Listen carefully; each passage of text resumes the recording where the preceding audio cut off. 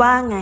ทำไมนุชถึงเอาเรามาเลี้ยงอ่ะทำไมน่ะหรอก็หมอดูบอกเลี้ยงสัตว์แล้วจะรวยหาจริงปะเนี่ยนุชเลยไปรับเรามาเลี้ยงใช่ไหมหมอดูบอกว่าเราเป็นตัวนำโชคใช่ปะนุชถึงเอาเรามาเลี้ยงอ่ะตอนแรกจะเลี้ยงหมาแต่เงินไม่พอเห็นเขาประกาศหาบ้านแมวจรเลยรับมาเลี้ยงแบบงงอ้าวแต่ยังไงเราก็ยังนำโชคมาให้นุชใช่ปะไม่เลี้ยงไปเลี้ยงมาจนกว่าเดิมเงินเก็บที่มีก็หมดไปกับค่าขนมลำ